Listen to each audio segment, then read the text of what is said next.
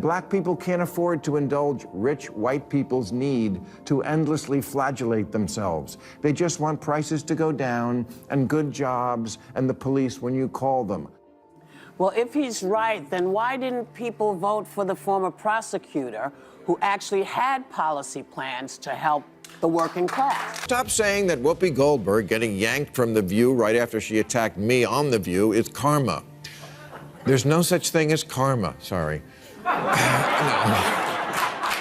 Sorry, but life is random. The only word to describe it when a big game hunter gets trampled by an elephant and then eaten by lions is hilarious.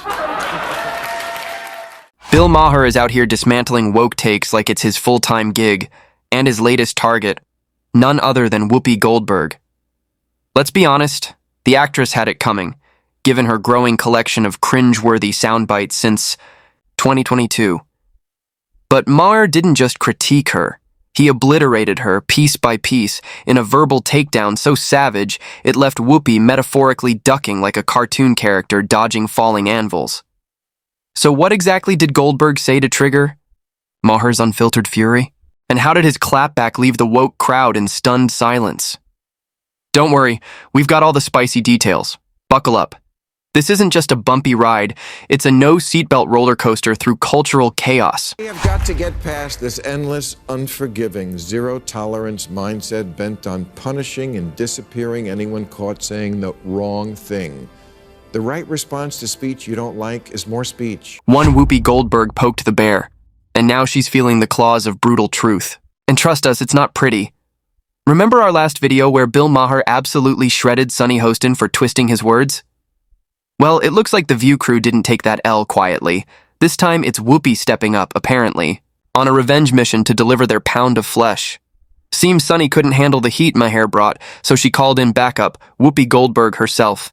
And she didn't tiptoe in. She came in hot, ready to rumble like a reality show contestant no one asked for. Black people can't afford to indulge rich white people's need to endlessly flagellate themselves. They just want prices to go down and good jobs and the police when you call them.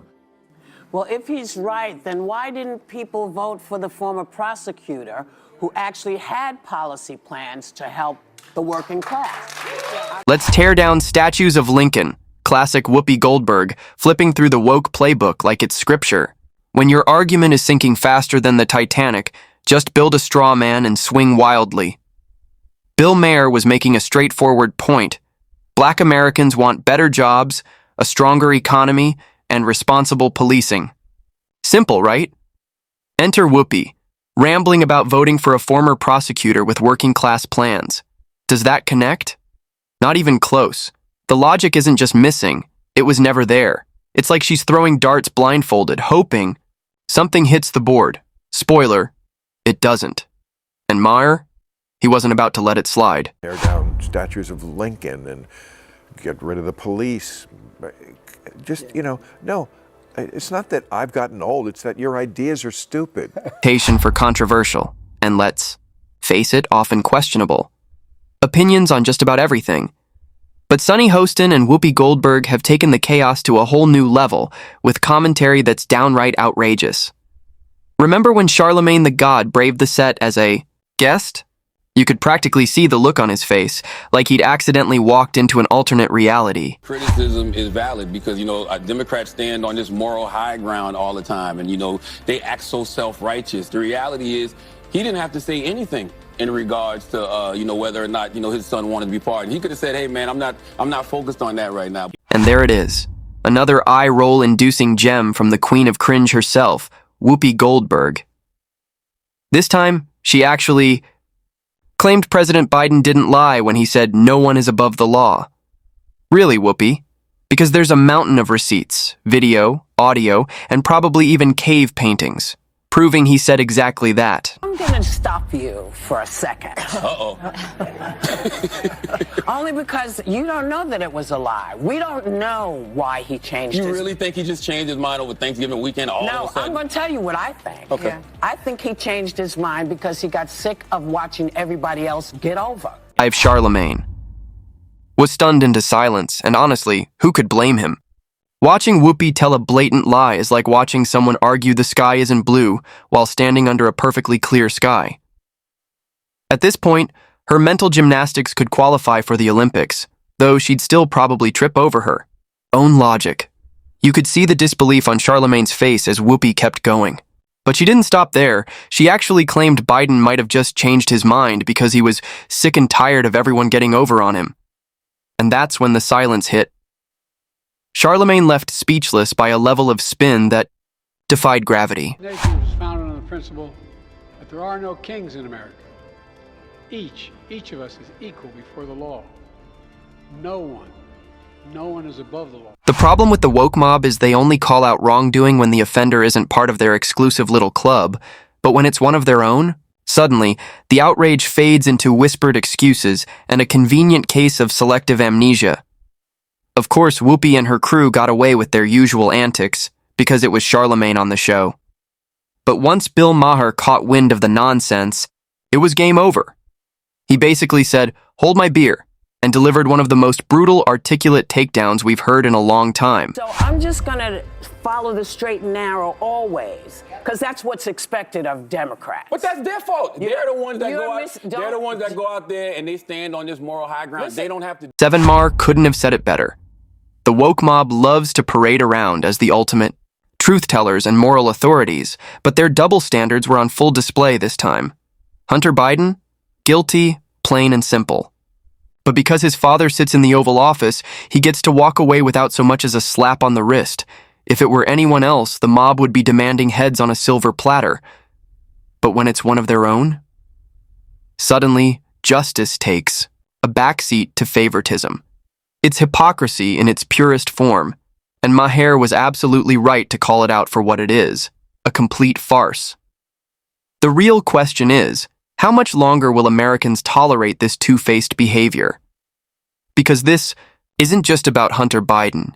It's about a system that bends over backwards for the powerful while throwing the book at everyone else. Maher's takedown wasn't just timely. It was a wake-up call to anyone still clinging to the illusion of fairness. And here's where it gets even more interesting. Maher pointed out that the woke mob doesn't act alone. More often than not, they've got the mainstream media running cover for them. Truth to power, and we always should, but you have completely lost the ability to speak truth to bullshit. The media bent over backwards to downplay the Hunter Biden scandal, working overtime to shield President Biden and sabotage Trump's re-election bid. Major outlets waved off the growing evidence, dismissing it all as Russian disinformation, while actively silencing dissenting voices. And right on cue, Whoopi Goldberg chimed in on The View, scoffing at the legitimacy of the allegations, like it was some fringe conspiracy. But Maher wasn't buying it. He called her out, hard. No sugarcoating, no dancing around it. He dismantled her excuses piece by piece and exposed the blatant hypocrisy for what it really was, a coordinated effort to protect power, not pursue truth. Is it appropriate to bury the Hunter Biden? You're talking about the press doing that? He's saying that's what they did, and that is what they did. They buried the Hunter Biden story before the election because they were like, we can't risk having the election thrown to Trump. We'll tell them after the election. And we know for a fact that that's what they did? Of course, you don't but follow I mean, this. saying you know for a fact that that's what they did. I don't know what they did. I know, because you only watch MSNBC. No, that's not true. Maher was spot on. The ladies of The View, especially Whoopi Goldberg, aren't just woke. They're like a pack of ideological sharks, circling and ready to rip apart anyone who dares to disagree. Their version of debate isn't about open discussion or uncovering truth. It's about silencing dissent, enforcing their worldview with sneers and snark. Whoopi, in particular, has mastered the art of waving off opposing views like they're beneath her, as if disagreement is an inconvenience rather than a cornerstone of healthy discourse. But Maher wasn't having it.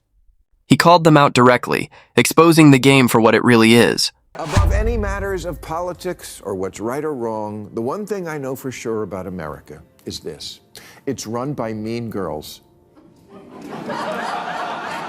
Mean girls in the press and in politics and in life. And when they smell blood in the water, the lust to finish off a vulnerable person will never be denied. Bullying masquerading as activism.